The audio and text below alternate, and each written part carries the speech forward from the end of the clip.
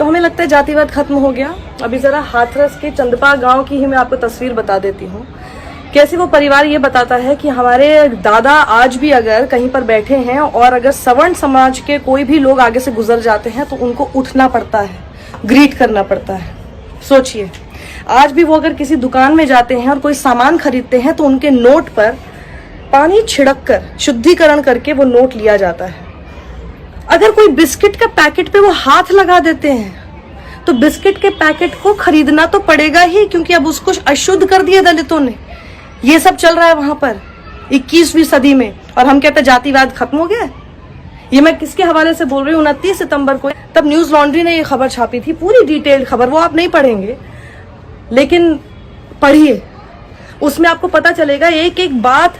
ये कास्ट के नाम पर, जातिवाद के नाम पर किस तरह से अत्याचार उस परिवार के साथ हमेशा से होता है। और क्यों? आप सोचेंगे कि भैया ऐसी जगह पे सिर्फ उनके साथ ही क्यों अत्याचार हो रहा है? हम तो क्योंकि शहरों में रहते हैं ना, हमें तो समझ में नहीं आता कि जातिवाद नाम की कोई चीज होती है। ये जो चंदपा जगह है ना, इसमें यहाँ पे कम से कम 600 परिवार रहते हैं। 600 परिवार में से आधे तो ठाकुर परिवार हैं, उसमें और अलग से 100 परिवार जो है वो ब्राह्मणों के परिवार हैं। मुश्किल से 15 परिवार दलितों के हैं, जिनमें से एक ये परिवार था। तो इसीलिए ये सब हो रहा है। और ये परिवार कहता है कि ये 20 साल पहले से आपसी रंजिश बिल्कुल है। ये बता रहे हैं कि जो बच्ची है ये 6 महीने पहले से ये घर से बाहर निकलना इसने बंद कर दिया। घर से बाहर अगर कभी किसी काम से इनको भेजा जाता था तो ये मना कर देती थी। परिवार को समझ में नहीं आया कि ये क्यों ऐसा कर रही थी। इसको सीबीआई पे भरोसा नहीं है, आराम से। इसको एसआईटी पे भरोसा नहीं है, इस पे कानून पे भरोसा नहीं है। एक बार मुलाकात कर, हम तुझे भरोसा दिलाएंगे। जो तू यहाँ राजनीति कर रहा है ना, तुझे भरोसा दिला देगा धवरिया। ठाकुर घर में पैदा होना, एक बार भरोसा दिला बेटा हमारा। तेरे मुलाकात करने तेरे भाई आए बड़े, आजा जल्दी आ। ये जातिवाद नहीं है तो ये क्या है?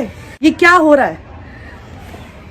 आप और हम हमेशा सवाल ये करते रहते हैं ना कि आरक्षण क्यों है? इसीलिए है आरक्षण इसीलिए है क्योंकि हम अभी तक वो सभ्य समाज अपने साथ रहने वालों को बराबरी के दर्जे के साथ नहीं दे पा रहे हैं। आप और हम अभी भी, आप कहेंगे कि जी मैं तो नहीं करता, आपके एक के करने से कुछ नहीं होता ना, हमको वैसा समाज बनाना पड़ेगा। मैं भी आपको कह सकती हूँ कि मैं भी जातिवाद नहीं सोचती हूँ, मैं भी नहीं करती हूँ, लेकिन मेरे एक के सोचने से क्या होगा? मैं तो क्योंकि सवर्ण हूँ ना, जो जाति के हिसाब से बोला जाता तो उस हिसाब से तो मैं सवर्ण हूँ। मुझे क्या फर्क पड़ रहा है? आपको क्या फर्क पड़ रहा है अगर आप सवर्ण है? आपने थोड़ी ना महसूस किया उसको। इसका आप दंश समझते हैं कि किसी दुकान पे आप जाते हैं, आपके साथ इस तरह की जो है व्यवहार करते हैं। पूरा परिवार कह रहा है कि इस गांव में 8वीं क्लास ड्रॉप कर देती हैं लड़कियां, 10वीं क्लास ड्रॉप कर देते हैं लड़के। वो इसलिए क्योंकि वो लोग, स्कूल वाले भी ये उम्मीद करते हैं कि ये तो वाल्मीकि समाज के, तो स्कूल को साफ भी ये लोग ही करेंगे। क्यों? वो पढ़ने आते हैं कि किस लिए आते? कहते हैं हमसे बिना गाली गलौज किए बात नहीं करते यहाँ पे लोग। क्यों आप इनसे गाली गलौज करके बात करेंगे?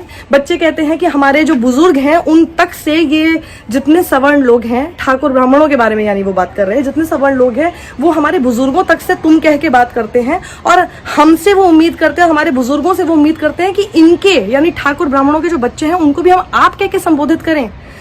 समझ रहे हैं आप? मतलब ये क्या हमने बना रखा है? कैसा समाज हमने बनाया है? ये हम ही ने बनाया है। अगर हमारे पूर्वजों ने भी बनाया है तो इसको कम से कम ठीक करने का और सही करने का हमें कम से कम जिम्मा उठाना चाहिए। और अगर हम नहीं करना चाहते ठीक, तो फिर थू है हम सब पे, सच में थू है हम सब पे। अगर हम अभी भी 21वीं सदी में बड़ी बड़ी बातें हम लोग करते हैं, लेकिन हम लोग सिर्फ अभी जातिवाद के दंश में ही घूमते रहेंगे, उसी में अपने आप को जकड़ के रखते रहेंगे। ये पूरा परिवार ये कहता है कि इन लोगों से यही बर्दाश्त नहीं हो रहा है कि एक समय ऐसा होता था कि हमारे जो पूर्वज थे वो इनके घरों में जाके इवन 2 वक्त की रोटी लेने के लिए इनके घर में जाके खूब साफ सफाई वगैरह करते थे। अब ये लोग सक्षम हो गए हैं, थोड़े बेटर ऑफ हो गए हैं, बच्चे भी बाहर जाके कमाने लग गए हैं, रोजगार के उनको अवसर मिल गए थे तो थोड़ा बेटर हो गया, अच्छे से कर रहे हैं। तो इनसे यही बर्दाश्त नहीं हो रहा कि आखिर ये लोग अब हमारे घर में सफाई क्यों नहीं कर रहे हैं? ठेका ले रखा है कि आपके घर में सफाई करने का। जैसे आपको पूरी आज़ादी है कि आप क्या काम करेंगे, वैसे ही किसी दूसरे को भी पूरी आज़ादी है कि वो क्या काम करना चाहता है अपनी ज़िंदगी में। ये सब करना बंद कीजिए। इसी तरह से वरना बच्चियां शिकार होती रहेंगी, जातिगत जो आपसी रंजिश है उसका शिकार होते रहेंगे। और फिर मुझे तो ये समझ नहीं आता, जब ऐसे मामले सामने आता है तब क्या आपको नहीं लगता कि हमारे देश का नाम अंतर्राष्ट्रीय स्तर पर कितना बदनाम होता है? जरा सोचिए इस बारे में। सभ्य समाज बनाने की तरफ आगे बढ़िए, वक्त आ गया है।